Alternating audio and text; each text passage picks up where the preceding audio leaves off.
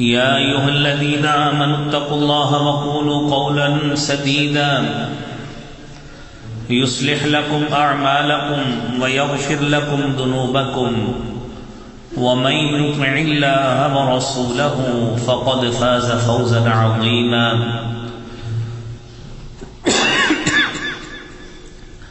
اللهم صل على محمد وعلى آل محمد كما صليت على إبراهيم وعلى آل إبراهيم إنك حميد مجيد اللهم بارك على محمد وعلى آل محمد كما باركت على إبراهيم وعلى آل إبراهيم إنك حميد مجيد رب اشرح لي صدري ويسر لي أمري واحلل عقدة من لساني يفقهوا قولي رب زدني علما سبحانك لا علم لنا إلا ما علمتنا إنك أنت العليم الحكيم أما بعد إن أحسن الكلام كلام الله وأحسن الهدي هدي محمد صلى الله عليه وسلم وشر الأمور محدثاتها وكل محدثة بدعة وكل بدعة ضلالة الضلالة في النار أعوذ بالله السميع العليم من الشيطان الرجيم بسم الله الرحمن الرحيم ولو أنهم أقاموا التوراة والإنجيل وما أنزل إليهم من ربهم لأكلوا من فوقهم ومن تحت أرجلهم منهم أمة مقتصدة وكثير منهم ساء ما يعملون صدق الله العظيم. حمد و سلام، تعریف و تمجید، حمد، کبریائی، بڑائی اللہ رب العالمین کی ذات کے لیے خاص ہے. درود و سلام امام کائنات، امام الانبیاء، سرتاج الرسل جناب محمد الرسول اللہ صلی اللہ علیہ وآلہ وسلم کی ذات اقدس پر. حضرات دی وقار، ہماری آج کی جو گفتگو ہوگی وہ ہمارے مالی لحاظ سے جو پیچیدگیاں ہیں، گھر کے حوالے سے، کاروبار کے حوالے سے اور مالی پریشانیاں اور اس کا حل، اس حوالے سے ہماری گفتگو ہوگی. اللہ کریم ہم سب کو قرآن و سنت پر عمل کرنے کی توفیق عطا فرمائے. بھائیو، اللہ رب العالمین نے انسان کا جسم جو ہے وہ دو حصوں پر مشتمل بنایا ہے. اس کا ایک حصہ وہ گوشت پوست پر منحصر ہے اور ہمارا ظاہری وجود جو ظاہری حیثیت رکھتا ہے، جو ایک دوسرے کو محسوس ہوتا ہے، نظر آتا ہے، لمس ہوتا ہے، جس کی فزیکل حیثیت، جسمانی حیثیت اور فزیکل اینٹیٹی موجود ہے، یہ وہ ہے جس کی تخلیق اللہ رب العالمین نے مٹی سے کی ہے. اور رب کائنات نے قرآن کریم میں گاہے بگاہے اس بات کا اعادہ کیا ہے کہ وَلَقَدْ خَلَقْنَا الْإِنسَانَ مِنْ صَلْصَالٍ مِّنْ حَمَإٍ مَّسْنُونٍ. اور پھر یہ اگر حصہ ہمارا جسم کا بڑا حصہ، اس کی فزیک، اس کی حیثیت اگر اللہ نے مٹی سے تخلیق کی ہے، تو رب کائنات نے اس جسم کے وجود کو توانائی بخشنے کے لیے، طاقت اور انرجی بخشنے کے لیے، اور اس کو مضبوط بنانے کے لیے، اور اس کی مضبوطی کو برقرار اور سسٹین رکھنے کے لیے جو رزق کا اہتمام کیا ہے، جو خوراک کا اہتمام کیا ہے، وہ بھی اللہ نے مٹی سے کیا ہے۔ اس جسم میں جو ظاہری طور پر چلتا پھرتا کھاتا پیتا نظر آتا ہے، اس میں ایک دوسرا بڑا حصہ ہے جو روح کے حوالے سے، اور کوئی بھی جسم اس وقت تک ساکن بے حس و حرکت رہے گا جب تک اس میں روح کا وجود نہیں ہے۔ اور آپ جانتے ہیں جب روح جسم سے نکل جاتی ہے تو اس جسم کو ہم فوری طور پر کوشش کرتے ہیں جتنا جلدی ہو سکے ہم اس کو قبر کی آغوش میں اتار دیں، کیونکہ اب اس میں روح باقی نہیں رہی۔ یہ دونوں ملیں گے تو جسم چلتا پھرتا رہے گا، اور خوراک کا بندوبست بھی ہوگا، اور روحانیت بھی، اور عبادات بھی، اور اللہ کی قربت کے لیے جو اعمال ہو سکتے ہیں وہ کیے جاتے ہیں۔ یہ روح کے حوالے سے اللہ رب العالمین قرآن میں فرماتے ہیں وَيَسْأَلُونَكَ عَنِ الرُّوحِ کہ نبی کریم صلی اللہ علیہ وآلہ وسلم لوگ آپ سے روح کے حوالے سے پوچھتے ہیں، قُلِ الرُّوحُ مِنْ أَمْرِ رَبِّي آپ کہیے کہ یہ میرے رب کے حکم میں سے ہے۔ اور اگر یہ رب کے حکم سے ہے تو اس روح کی تر و تازگی کے لیے بھی اللہ نے ایک غذا کا اہتمام کیا ہے۔ وہ غذا گندم اور چاول سے حاصل نہیں ہوتی، وہ روحانیت سے ہی ہوتی ہے، اور یہ وہ غذا ہے الذین آمنوا وتطمئن قلوبهم بذکر اللہ کہ اہل ایمان وہ لوگ ہیں کہ جن کے دل اللہ کے ذکر سے مطمئن ہوتے ہیں، روح کو غذا ملتی ہے، دل بھی مطمئن رہتا ہے، اور جسم بھی اپنے آپ میں تر و تازگی محسوس کرتا ہے۔ تو یہ دونوں چیزیں ہوں گی تو انسان کا جسم ہر لحاظ سے توانا، حشاش بشاش، نیکی کو قبول کرنے کے لیے تیار رہتا ہے، اور برائی کو دور رکھنے کے لیے بھی بیدار اور تیار رہتا ہے۔ حضرات، جسم کی جسمانی حیثیت کو برقرار رکھنے کے لیے جس غذا کا اہتمام کیا جاتا ہے، ہم میں سے ہر شخص اپنے اپنے طور پر اس کی کوشش اور مساعی کرتا ہے، اور اپنے اپنے طور پر جد و جہد کرتا ہے، اپنی ایفرٹس کو بروئے کار لاتا ہے، اور اللہ رب العالمین نے کسی کا کاروبار اس کے دن کے حصے میں بنایا ہے، کسی کا رات کے حصے میں بنایا، کسی کا شام کے حصے میں بنایا۔ یہ دن اور رات کے مختلف اوقات ہیں جس میں انسان اپنے لیے رزق کے مختلف ذرائع جو ہے وہ حاصل کرتا ہے۔ یہ حصے حاصل کرنا ہمیشہ اس وقت تک عبادت میں شمار ہوگا جب ہم اس رزق کی تلاش میں نکلنے کے لیے اس کو خود بھی عبادت سمجھیں گے، اور سارا دن اس رزق کے حصول میں جو توانائی صرف کریں گے، اس میں جو نمازوں کے اوقات آتے ہیں ان نمازوں کی بھی پابندی کریں گے، اور کسی کا حق نہیں ماریں گے، کسی سے فراڈ اور دھوکہ نہیں کریں گے، تو ہمارا سارا دن رزق کے لیے جد و جہد کرنا یہ بھی عبادت میں شمار ہوتا ہے۔ حتیٰ کہ رسول اقدس صلی اللہ علیہ وآلہ وسلم نے فرمایا کہ ما تجعل فی فم امرأتک فہو صدقہ کہ آپ جو اپنے عورت کے، اپنی بیوی کے، اپنے اہل و عیال کے منہ میں ڈالنے کے لیے ایک لقمے کا بھی اہتمام کرتے ہیں، اللہ کے ہاں یہ اہتمام کرنا بھی نیکی کا باعث بنتا ہے۔ تو گویا ہماری ہر کوشش اللہ کے ہاں عبادت بن سکتی ہے، لیکن اسی صورت میں بنے گی جب ہماری بنیاد وہ ہوگی جس بنیاد کو اللہ رب العالمین نے قرآن میں بتایا ہے۔ اس بنیاد کو اللہ رب العالمین نے یہود و نصارہ کے لیے بھی قائم کیا تھا، لیکن بدقسمتی سے وہ لوگ نہ تورات کے ساتھ نہ انجیل کے ساتھ وابستگی رکھ سکے۔ اللہ رب العالمین نے پھر ان کے لیے ذلت اور مسکنت کا سامان پیدا کر دیا۔ قرآن میں اللہ فرماتے ہیں وَلَوْ أَنَّهُمْ أَقَامُوا التَّوْرَاةَ وَالْإِنجِيلَ وَمَا أُنزِلَ إِلَيْهِم مِّن رَّبِّهِمْ لَأَكَلُوا مِن فَوْقِهِمْ وَمِن تَحْتِ أَرْجُلِهِمْ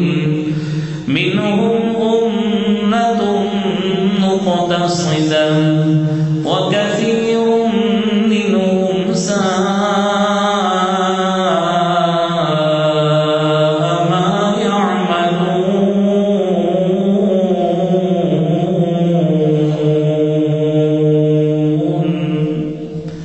اگر یہ یہودی لوگ تورات کو اپنے اوپر نافذ کر لیتے، عیسائی لوگ اپنے اوپر انجیل کو نافذ کر لیتے، لَأَكَلُوا مِنْ فَوْقِهِمْ، اللہ رب العالمین آسمان سے بھی ان کے لیے خزانے نازل کرتا، زمین بھی ان کے لیے خزانے اگلتی، لیکن بدقسمتی سے انہوں نے اپنی تعلیمات الہیہ سے انحراف کیا۔ اللہ تعالیٰ نے ایک کو مغضوب قوم قرار دیا، ایک کو گمراہ قوم قرار دے کے دونوں کے لیے دائمی جہنم کو واجب کر دیا۔ سبب کیا بنا؟ سبب یہ بنا آیات الہیہ سے، اللہ کی نازل شدہ تعلیمات سے روگردانی کرنا۔ اللہ کی تعلیمات سے روگردانی کی تو ہر لحاظ سے ذلت، مسکنت، تنگ دستی ان کا مقدر بنی۔ حضرات ہمارے لیے بھی یہی سبق قرآن میں اللہ رب العالمین ارشاد فرماتے ہیں، وَلَوْ أَنَّ أَهْلَ الْقُرَىٰ آمَنُوا وَاتَّقَوْا لَفَتَحْنَا عَلَيْهِمْ بَرَكَاتٍ مِّنَ السَّمَاءِ وَلَكِن كَذَّبُوا فَأَخَذْنَاهُم بِمَا كَانُوا يَكْسِبُونَ۔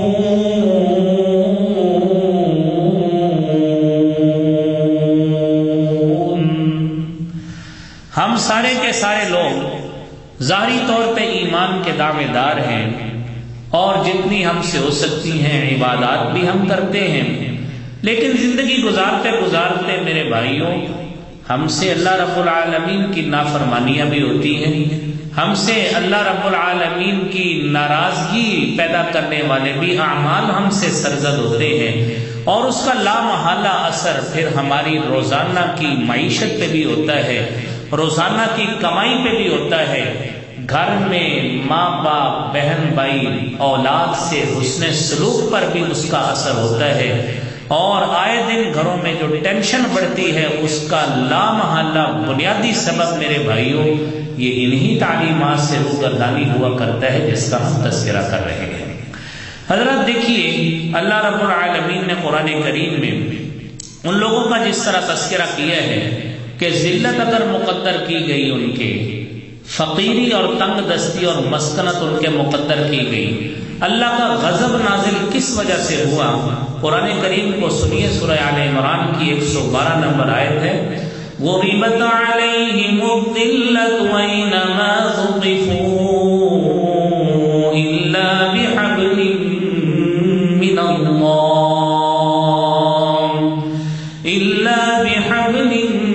اللَّهِ وَحَبْلٍ مِّنَ النَّاسِ وَبَاءُوا بِغَضَبٍ مِّنَ اللَّهِ وَضُرِبَتْ عَلَيْهِمُ الْمَسْكَنَةُ ذَلِكَ بِأَنَّهُمْ كَانُوا يَكْفُرُونَ بِآيَاتِ اللَّهِ وَيَقْتُلُونَ الْأَنبِيَاءَ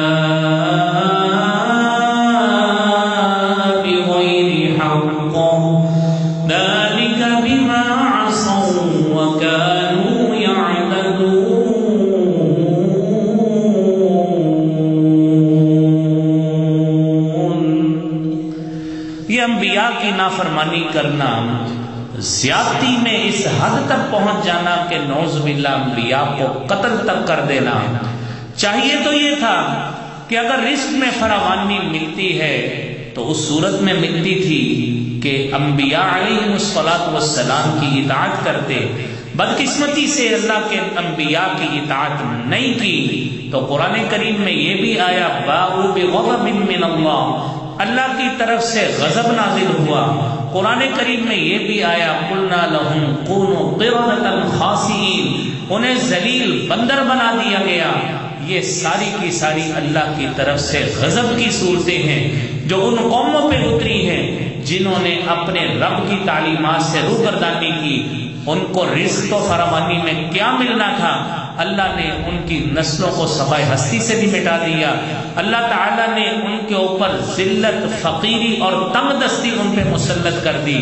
میرے بھائیوں، اگر ان پہ یہ چیزیں نازل ہو سکتی تھی ان جرائم کی وجہ سے، آج کے مسلمان کو بھی سوچنا ہے کہ کہیں روزانہ کے اعمال میں اس سے اللہ رب العالمین کی کتنی ناراضگیاں ہوتی ہیں، اللہ رب العالمین کی کتنی نافرمانیاں ہوتی ہیں، دین سے روگردانی والے وہ کتنے اعمال کرتا ہے جن اعمال کی بنا پر یہ صاف اثر اس کے روزانہ کے اعمال پہ، طور اتوار پہ، گھریلو سلوک پر، اس کی معیشت پر، اس کی اولاد پر اور اس کے اہل پر پڑتا ہے۔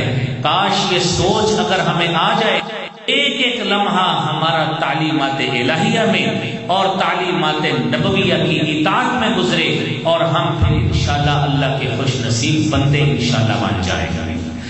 میرے بھائیوں، اللہ رب العالمین نے قرآن کریم کی دوسری آیت میں سورہ روم میں یہ جو ظاہری طور پہ ہم ایک دوسرے سے چھینا جھپٹی میں لگے ہوئے ہیں، مال جائز طریقے سے آئے، ناجائز طریقے سے آئے، مال نہیں ملتا ایک دوسرے کو قتل تک کر دیا، بدگمانی کا ایسا بازار گرم ہوا، گالی گلوچ کا رسوائی والے اتنے الفاظ ہم نے منہ سے نکالے کہ آپس میں ہمارا اتنا دنگا و فساد ہوا۔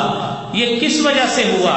اللہ رب العالمین قرآن میں فرماتے ہیں ظہر الفساد فی البر والبحر بما کسبت ایدی الناس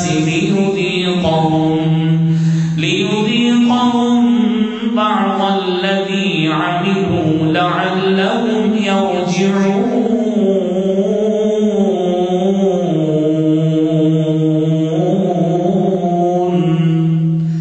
اگر بر و بحر میں آپ کو فساد نظر آ رہا ہے، مارکیٹ کے اندر عدم اطمینان نظر آ رہا ہے، بازاروں میں آپ کو ایک دوسرے پر ڈسسیٹسفیکشن اور عدم اطمینان ایک دوسرے پر نظر آتا ہے، اور ہر شخص دوسرے سے حقوق چھیننے میں، جبر کرنے میں اور اپنا جبر دوسرے پر مسلط کرنے میں نظر آتا ہے، تو اس میں نہ رب کا قصور ہے نہ اللہ کے نبی کا قصور ہے۔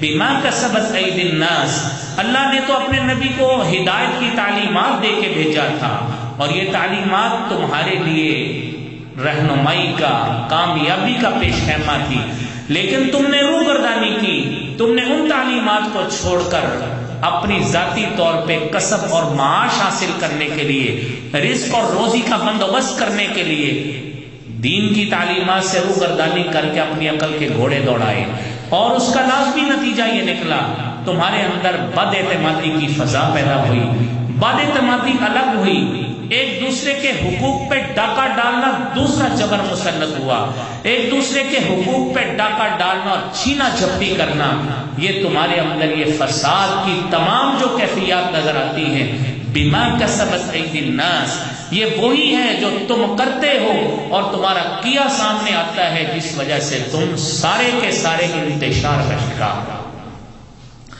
میرے بھائیوں، شریعت میں اللہ رب العالمین نے یہ تمام باتیں جہاں پہ بتائی، ساتھ ساتھ اس کے کچھ حل بھی بتائے ہیں، لیکن اس حل کو جانے سے پہلے آپ یہ قرآن کریم کی ایک اور آیت سورہ فاطر کی آیت ہے، اللہ رب العالمین پھر بھی میرے بھائیوں ہمارا لحاظ کر لیتے ہیں اور اپنے بندوں کے اوپر رحم اور ترس کی فضا اللہ تعالیٰ پھر بھی رکھتے ہیں۔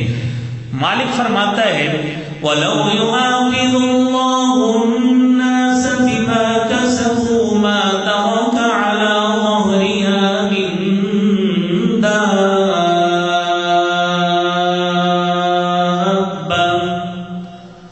اگر اللہ رب العالمین صرف تمہارے گناہوں کی پاداش میں تمہارا مواخذہ شروع کر دے، ہم نے ایک دن میں کتنے لوگوں کو گالیاں دی ہوتی، ایک دن میں کتنوں کے ساتھ جھوٹ بولا ہوتا ہے، ایک دن میں کتنے لوگوں کے حقوق غصب کرنے کی طرف ہم جاتے ہیں، جائز اور ناجائز کی پرواہ کیے بغیر معاشرے میں کتنے لوگ ہیں جو ہر لحاظ سے اپنا حق جمانے کی کوشش کرتے ہیں، چاہے بنتا ہے یا نہیں بنتا۔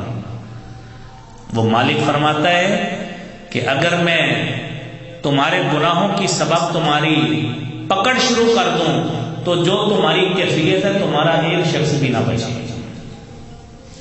وَلَٰكِن يُؤَخِّرُهُمْ إِلَىٰ أَجَلٍ مُّسَمًّى. یہ سورہ فاطر کی آیت ہے کہ اگر اللہ رب العالمین پکڑ لیں تو کوئی بچے نہ، لیکن وہ مالک مہلت دیتا ہے.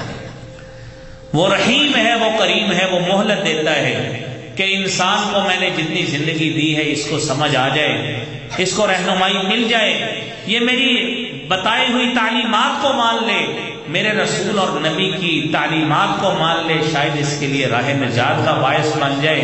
ہم اسی امید میں میرے بھائیوں علماء واعظ و نصیحت کا پیغام دوسروں کو دیتے ہیں. میرے مالک نے مہلت دی ساری زندگی کی کہ اس زندگی کو گزار کر اپنے لیے ہدایت کا سما پیدا کر لو، کہیں تمہارا کیا گیا اور تمہارا پیدا کیا گیا فساد کہیں تمہیں لے نہ ڈوبے اور تمہاری ہلاکت کا باعث نہ بن جائے. نبی کریم صلی اللہ علیہ وآلہ وسلم نے فرمایا، سنن ابن ماجہ کی حدیث ہے، آپ نے فرمایا لا یزید فی العمر الا البر. اگر آپ اپنی عمر میں اضافہ چاہتے ہیں، اپنی عمر میں برکت چاہتے ہیں اور چاہتے ہیں جو کام ایک شخص 70 سال میں کرتا ہے میں 35 40 50 میں ہی کر لوں، نیکیاں کرنی شروع کر دو، نیکیوں کے پیچھے لگ جاؤ اور ہر جگہ جہاں سے نیکی کا حصول ہوتا ہے اس کو پکڑ کے سینے سے لگا لو، نیکی والے عمل کرنے شروع کر دو. تمہاری اس عمر میں اللہ رب العالمین ہر لحاظ سے برکتیں فرما دیں گے. اور وَلَا يَرُدُّ الْقَطْرَ إِلَّا الدُّعَاء. دعاؤں کا سلسلہ جاری رکھو. تمہارے حق میں جو کیے گئے فیصلے ہیں ان کو بھی اللہ تعالیٰ مؤخر کر دیتے ہیں. اور پھر وَإِنَّ الرَّجُلَ لَيُحْرَمُ الرِّزْقَ بِخَطِيئَةٍ يَعْمَلُهَا. اور ایک آدمی اگر اس کو رزق سے بسا اوقات محروم کیا جاتا ہے تو اس کی ان خطاؤں کی وجہ سے ہوتا ہے جو وہ خود عمل کرتا ہے. ہمارے سامنے دنیا میں ایسے لوگ بھی موجود ہوتے ہیں سارا دن محنت کریں گے، محنت کرنے کے باوجود شام کو آتے ہیں شکوہ اور شکایت کرتے نظر آتے ہیں، یار دیہڑی بنتی نہیں، گھر چلتا نہیں، رزق کے حالات بہت تنگ ہیں. یہ تمام چیزوں پہ ہم شکوے اور شکایت تو کرتے ہیں. اس حدیث پہ بھی ہمیں غور کرنا چاہیے کہ وَإِنَّ الرَّجُلَ لَيُحْرَمُ الرِّزْقَ بِخَطِيئَةٍ يَعْمَلُهَا. سنن ابن ماجہ کی حدیث ہے کہ ایک آدمی اس کی بسا اوقات رزق سے محرومی ہوتی ہے بِخَطِيئَةٍ، اس کی اس خطا کی وجہ سے، اس غلطی کی وجہ سے، یعملوہا جو وہ کرتا ہے. جاتے جاتے انسان بسا اوقات کسی کو گالی دے بیٹھا، کسی کے ساتھ جھوٹ بول بیٹھا، کسی کی خلاف بدگمانی کر بیٹھا، اور یہ ایسے ایسے برے اعمال ہیں انسان کے نامہ اعمال کو تباہ کرنے کے لیے یہ کافی ہوتے ہیں. اللہ کریم ہم سب کو محفوظ فرمائے. تو ممکن ہے یہ چیزیں ہمارے کھاتے پڑ کر ہمارے رزق سے آہستہ آہستہ برکت کا دورہ ختم کر رہی ہے. اس پہ ہمیں خود کو غور کرنا ہے. تو بھائیوں اس حوالے سے غور کرنا، فکر کرنا یہ ہم سب کے لیے ضروری ہے. دوسری بات، ہمارے رزق میں برکت کیوں نہیں ہوتی اور ہمارا رزق بابرکت کیوں نہیں ہے؟ اللہ کی طرف سے جو ہمیں روزانہ کی بنیاد پہ وہ مالک ہمارے لیے رزق کا بندوبست کرتا ہے، اور وہ مالک وہ رب العالمین اس نے ہمارے لیے زمین سے آسمان سے جو بھی خزانوں کا نزول فرمایا ہے، زمین سے بھی آسمان سے بھی ہر لحاظ سے جو ہمارے لیے خزانہ بھیجا ہے. کچھ چیزیں زمین اگاتی ہے، آسمان سے آنے والی بارش کی مدد سے اللہ رب العالمین اپنی رحمتوں کا نزول فرماتے ہیں. ہمیں جو مل گیا، ملنے کے باوجود ناقدری. کیسی ناقدری؟ یار پورا نہیں پڑی، بھوکے سوئے نہیں، تو پھر رب کا شکر کرو. شکر نہیں. قرآن سنیے، وَإِذْ تَأَذَّنَ رَبُّكُمْ لَئِن شَكَرْتُمْ لَأَزِيدَنَّكُمْ وَلَئِن كَفَرْتُمْ إِنَّ عَذَابِي لَشَدِيدٌ.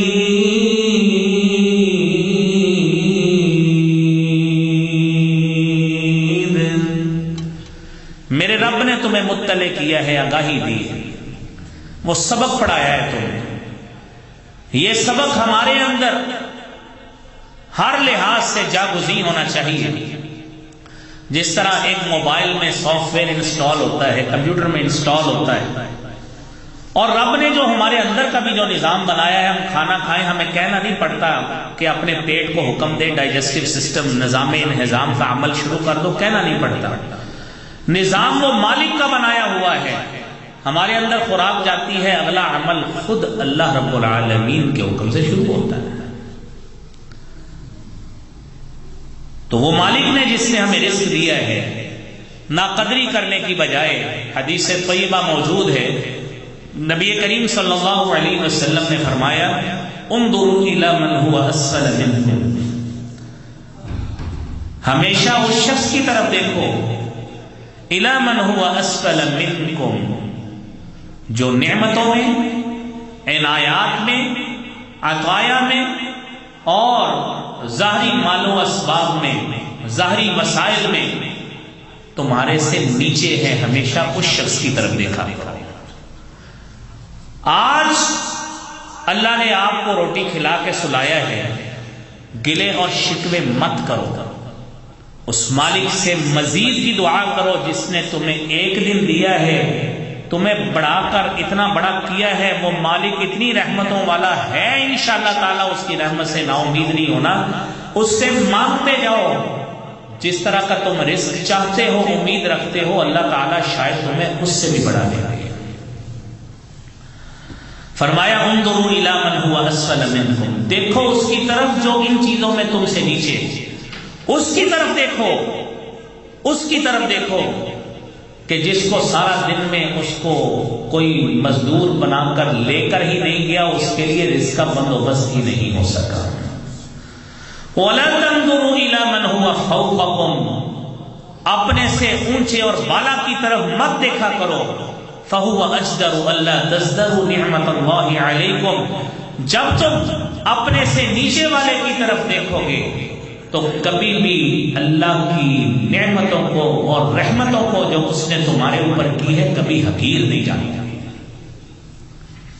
سوچو گے کہ مالک نے اگر مجھے اتنا پیسہ آج میری جیب میں دیا ہے، اتنا مال اور اتنا منافع اور پروفٹ آج مجھے مال سے ملا ہے، تو میرے پاس تو میری مارکیٹ میں ایسے لوگ بھی ہیں جو میرے متاحت ہیں، مجھے تو اتنا مال دے دیا ہے، اس میں سے میں نے اپنے متاحتوں کو دینا ہے. وہ مالک اگر اتنا بھی نہ دیتا تو میں آگے کیسے لوگوں کو دیتا؟ اس مالک کا شکر کرنا چاہیے. میرے بھائیوں، یہ کام اگر ہم کر لیں، سچی بات ہے دنیا میں آدھی سے زیادہ پریشانیاں ہماری ویسے ہی ختم ہو جائیں گی. چوتھا سبب یہ ہے کہ تقسیم الہی پر عدم رضامندی. وہ مالک کی رضامندی ہے، اس مالک کی مشیت اور چاہت ہے، وہ جس کو جتنا چاہتا ہے رزق دیتا ہے. اگر اس نے ہم میں، خاندان میں، بھائیوں میں سے کسی کو زیادہ سہولت دے دی، زیادہ وسائل دے دی، اس کی مرضی. وہ خود کہتا ہے وَاللَّهُ فَضَّلَ بَعْضَكُمْ عَلَى بَعْضٍ فِي الرِّزْقِ فَمَا الَّذِينَ فُضِّلُوا بِرَادِّ رِزْقِهِمْ عَلَى مَا مَلَكَتْ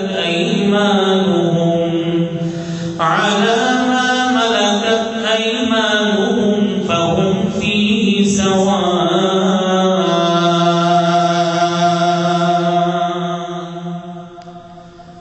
اللہ رب العالمین ہے جس نے تم میں سے بعض کو بعض پر فضیلت دی. ہمارے ہی خاندان میں، فیملیوں میں اچھے سے اچھے مالی حیثیت والے لوگ بھی ہوتے ہیں، کم سے کم تر بھی ہوتے ہیں. اور مسند احمد کی 20,279 نمبر حدیث ہے، رسالت مآب صلی اللہ علیہ وآلہ وسلم نے فرمایا ان اللہ یبتلی عبدہ بما اعطاہ، اللہ تعالی اپنے دیے گئے عنایات کی بنا پر اپنے بندے کو آزماتے ہیں۔ کیسے آزماتے ہیں؟ فمن رضی بما قسم اللہ لہ، جو شخص اللہ کی اس دی گئی تقسیم پر جو مالک نے مختلف لوگوں کو دیا ہے، جو راضی ہوا، بارک اللہ لہ فیہ، اللہ تعالیٰ اس کے دیے گئے میں برکتوں کا نزول فرما دیتے ہیں۔ وَوَسَّعَهُ، اور اسی رزق میں، اسی مقدار میں جتنا اس کو ملا ہے، اللہ اس میں ہی وسعت اور گنجائش بھی عطا فرماتے ہیں۔ وَمَن لَّمْ يَرْضَ، اور جو شخص اس پہ راضی نہیں ہوتا، لم یبارک لہ، اس کے لیے اس کے رزق میں برکت نہیں ہوتی۔ پھر جیبیں بھری بھی ہوں، اپنی رہائش بھی موجود ہو، اپنی دکان بھی موجود ہو، ایک دن صرف کم گاہکی ہو جائے تو بندہ شکوے اور شکایت کرتا نظر آتا ہے۔ یہ احساس نہیں ہوتا کہ میری جائیداد میں میرے اتنے مکان بھی ہیں، میری مالیت میں اتنی دکانیں بھی ہیں، میرا سامان تجارت بھی اتنا ہے، میری گاڑیاں بھی اتنی ہیں، اتنا کچھ میرے پاس موجود ہے، مجھے تو اللہ کے سامنے سے کبھی سر ہی نہیں اٹھانا چاہیے، اتنا شکر کرتے رہنا چاہیے۔ اور ان چیزوں کا نہ کرنا، یہ جو شکر کی بات ہم کر رہے ہیں، اور اللہ کی تقسیم پہ راضی نہ رہنا، یہ سچی بات ہے، یہ انسان کی ناشکری میں آتا ہے، اور اللہ سے، اس کی رضا سے اعراض اور منہ پھیرنا نظر آتا ہے۔ قرآن کریم نے اسی لیے کہا، یہ وہی آیات ہے جو آپ نے علماء سے ساری زندگی سنی۔ حضرت قاری صاحب مرحوم رحمت اللہ علیہ رحمت واسعہ، آپ کو تقریباً 40 سال انہوں نے قرآن سنایا ہے، اور یہی وہ آیات ہیں، وہی قرآن ہے۔ وَمَنْ أَعْرَضَ عَنْ ذِكْرِي فَإِنَّ لَهُ مَعِيشَةً ضَنكًا وَنَحْشُرُهُ يَوْمَ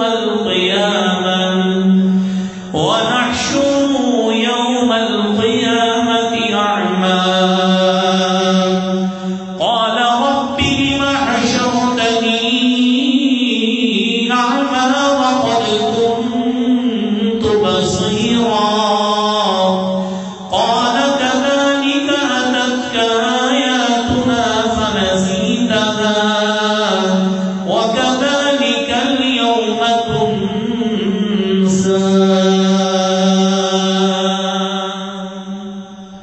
میرے مالک نے آپ کو ہزاروں لاکھوں کی تعداد میں نعمتیں دی، آپ کو صحت دی، سلامتی دی، ساری چیزیں دی، تو نے اپنے رب کو یاد کرنا بلا دیا۔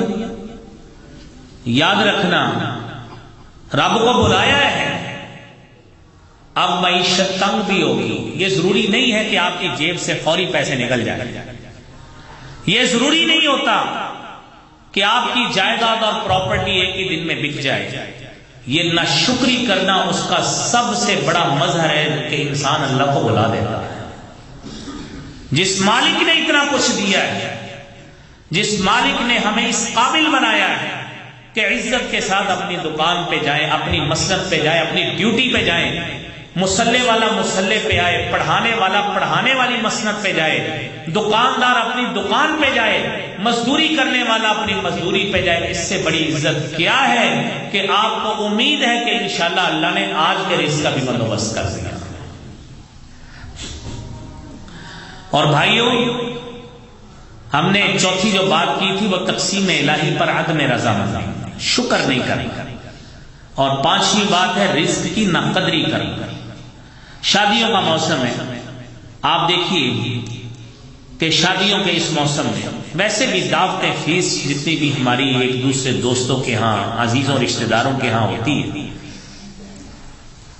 ڈشز کی تعداد، لیوش قسم کے ڈشز اور مینیوز وہ سلیکٹ کیے جاتے ہیں، ٹھیک ہے، اللہ نے مسائل دیے ہیں، کریں، لیکن اس رزق کی ناقدری کتنی ہوتی ہے؟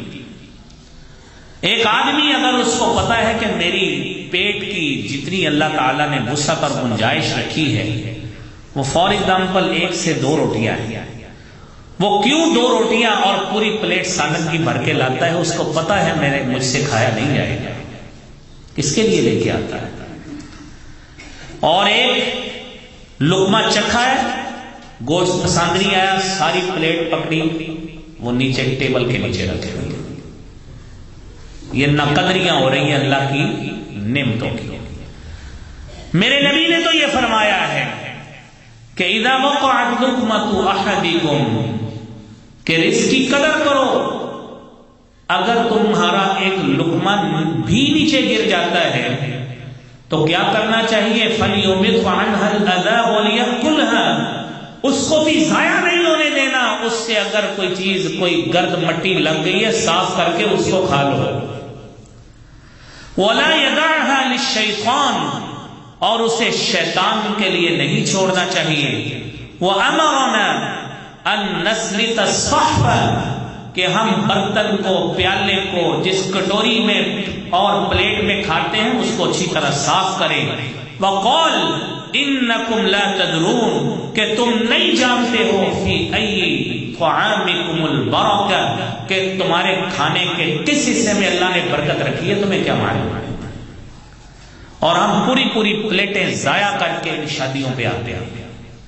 اور یہ جامع ترمذی کی 1803 نمبر حدیث ہے کہ ہم اتنا کھانا ضائع کر کے اور پھر کہتے ہیں کہ ہمارے رزق میں حالات ہمارے تنگ ہیں۔ جو رات رب کی نعمتیں ضائع کر کے آئے ہو اس کا جھٹکا صبح لگا ہے۔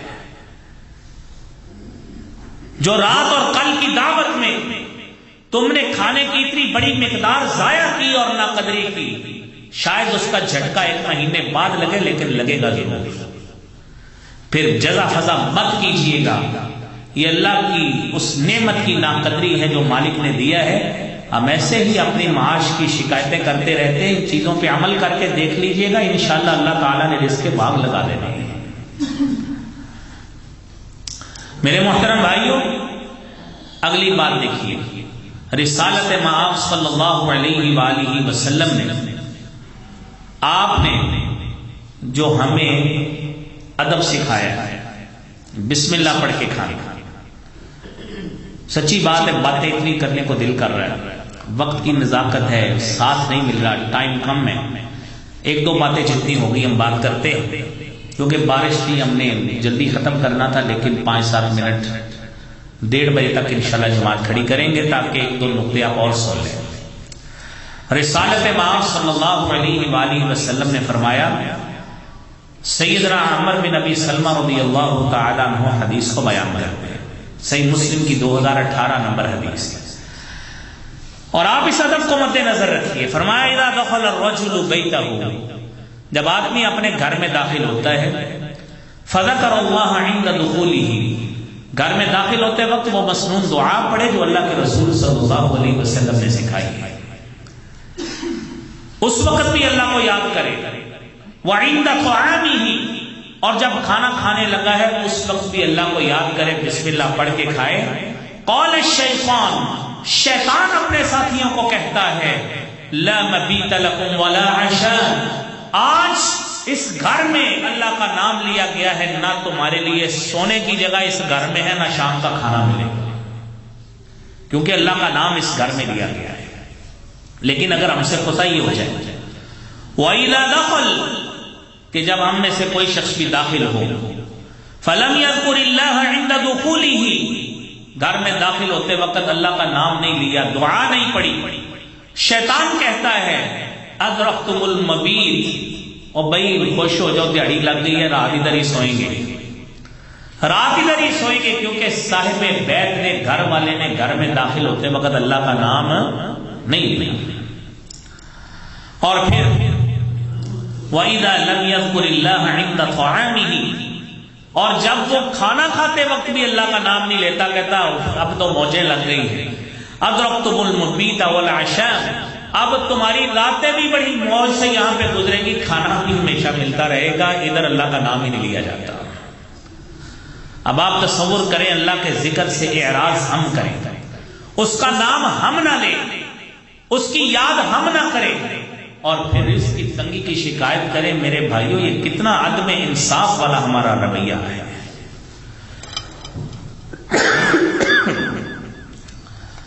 اور اگلی بات میرے بھائیوں، جھوٹ اور خیانت سے ہمیشہ پرہیز کرنا چاہیے۔ اللہ رب العالمین نے جہاں پہ ہمیں چیزیں کچھ بتائی ہیں، وہاں پہ اللہ کے رسول صلی اللہ علیہ وآلہ وسلم نے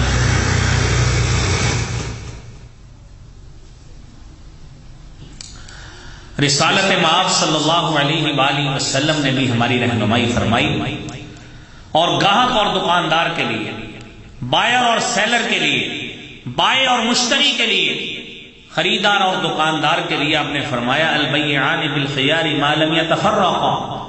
آپ نے سامان کی خرید و فروخت کی ہے جب تک مجلس قائم ہے، اختیار رکھتے ہیں، سودا ختم بھی کر سکتے ہیں، سودا برقرار بھی رکھ سکتے ہیں۔ فرمایا ان سودا کا اگر سچ بولا ہے، مال میں، مال کو کیٹاگرائز کرنے میں، اس کی تقسیم میں، اس کی صفات بتانے میں اپنے کسٹمر کے سامنے سچ بولا، وَبَيَّنَ، اور اس کے عیب کو واضح کر کے بتا دیا، میرے نبی محترم صلی اللہ علیہ وسلم فرماتے ہیں بورک لہما فی بیعہما، اس خریدار اور دکاندار دونوں کی تجارت میں اللہ برکتوں کا نزول فرما دیتے ہیں۔ وَإِن كَتَمَ وَكَذَبَ، اگر مال کی حقیقت کو چھپایا اور چشم پوشی کی کسی بھی عیب سے، میرے نبی محترم صلی اللہ علیہ وسلم نے فرمایا محقت برکت بیعہما، ان دونوں کی تجارت سے اللہ تعالی برکت ویسے ہی ختم کر دیتے ہیں۔ یہ بھائیو یہ قصور ہے، یہ جس ہے ہماری باتوں کا۔ اور آخری بات، رسالت مآب صلی اللہ علیہ وآلہ وسلم نے فرمایا، سنن ابن ماجہ کی 4019 نمبر حدیث ہے، حدیث لمبی ہے، ہم اپنے موضوع کی مختصر بات کرتے ہیں۔ حضرت عبداللہ بن عمر رضی اللہ تعالی عنہما بیان کرتے ہیں، رسالت مآب صلی اللہ علیہ وسلم نے فرمایا خمس اذا ابتلیتم بہن واعوذ باللہ ان تدرکوا بہن، 5 چیزیں ایسی ہیں کہ میں ڈرتا ہوں کہ تمہاری آزمائش اس سے ہوگی، میرے نبی محترم صلی اللہ علیہ وسلم فرما رہے ہیں واعوذ باللہ ان تدرکوا بہن، میں پناہ مانگتا ہوں اللہ سے کہ تمہیں کہیں یہ 5 چیزیں تمہارے زندگی میں آ نہ جائیں، تمہاری خیر نہیں رہے گی۔ کیا ہوگا اس میں؟ ایک بات، 1-2 باتیں اس میں جو ہمارے موضوع سے متعلق ہے۔ فرمایا وَلَمْ يَنْقُصُ الْمِكْيَالَ وَالْمِيزَانَ، جب بھی یہ قوم ناپ تول میں کمی کرے گی، وزن میں کمی کرے گی، کوالٹی کو مینٹین نہیں رکھے گی۔ ہمارے فوڈ آئٹمز کے ساتھ کیا کیا ہو رہا ہے؟ کیا کالی مرچیں سٹارچ کی بنا بنا کے لوگ بیچ نہیں رہے؟ کیا سفید زیرے کو کالا رنگ دے کے بیچ نہیں رہے؟ کیا سب سٹینڈرڈ مال بنا کے کیچپ نہیں بک رہی؟ یہ سارا کچھ، یہ مرچوں میں، یہ نمک میں، کہاں کہاں پہ ہم ملاوٹ نہیں کر رہے؟ میرے نبی محترم صلی اللہ علیہ وسلم نے فرمایا جب معیار کو قائم نہیں رکھو گے الا اخذوا بالسنین، قحط سالی آئے گی، بارشیں رکیں گی، معیشت بھی تنگ ہوگی، وشدت المثوبہ، تمہیں بہت زیادہ مشقت کرنا پڑے گی، رات دن ایک کر کے بھی تمہاری پوری نہیں پڑے گی، وجور السلطان علیہم، اور اوپر سے ظالم بادشاہ کا جبر آئے دن تمہیں پکڑتا رہے گا۔ بتائیے روتے ہیں کہ نہیں ہم سارے روزانہ؟ پٹرول اتنے کا ہو گیا، آٹا اتنے کا ہو گیا، گھی 400 کا ہو گیا، اور میرے بھائیوں یہ سارا کچھ اوپر ڈالنے کی بجائے انہوں نے جو کرنا ہے وہ کرنا ہے، ہم اپنے طور پہ تو کام صحیح کریں گے، وہ تو جو کریں گے اللہ سے بھی بھگتیں گے، جب ان کا دنیا میں وقت آئے گا وہاں پہ بھی بھگت لیں گے۔ جو کام ہم کر رہے ہیں اور جو ہماری طرف سے زیادتیاں ہو رہی ہیں اس کا جواب حکومت نے نہیں، وہ ہم نے دینا ہے، وہ ہم نے جواب دینا ہے۔ کوالٹی کنٹرول اور پرائس کنٹرول والوں کو پیسے لگا کر اپنی چیزیں منظور کروانا اور پکڑے جانے کے خوف سے رشوتیں دینا، یہ ہمارا وتیرہ ہے۔ میرے نبی محترم صلی اللہ علیہ وآلہ وسلم نے میرے بھائیوں آپ نے فرمایا وَلَمْ يَمْنَعُوا زَكَاةَ أَمْوَالِهِمْ، جب بھی یہ قوم مال کی زکات روکے گی إِلَّا مُنِعُوا الْقَطْرَ، آسمان سے بارشیں روک لی جائیں گی۔ یہ ڈمی بندوں کے نام جائیدادیں کروانے والے اور یہ کوئی اپنے گھر کے ملازم، کوئی فیکٹری کے ملازموں کے نام کوٹھیاں، بنگلے اور اکاؤنٹ کھلوانے والے، اور وہاں سے کروڑوں اربوں منتقل ہونے والے، کس وجہ سے؟ کہ کہیں ہمارے ایسٹس کا علم نہ ہو جائے، زکاتیں نہ دینی پڑ جائیں۔ میرے بھائیوں، دنیا سے تو چلے جائیں گے، رب سے کس طرح چشم پوشی کریں گے؟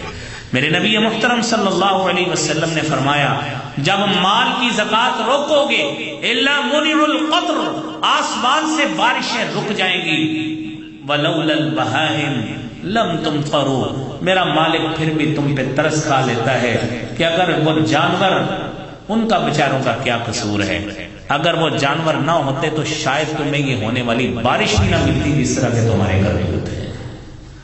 میری اللہ رب العالمین سے دعا ہے کہ اللہ کریم جو تو نے دیا ہے، اللہ کریم حلال ذرائع سے اپنانے کی توفیق عطا فرما۔ اللہ رب العالمین جو حلال ذرائع سے دے، مالک کو اس رزق کو با فراغت اور بابرکت بنا۔ اللہ کریم جب تک زندہ رکھنا، ہمیں اسی دین کے ساتھ وابستگی میں زندہ رکھنا، جب اپنے پاس بلانا تو خاتمہ بالایمان فرمانا۔ وآخر دعوانا الحمدللہ رب العالمین۔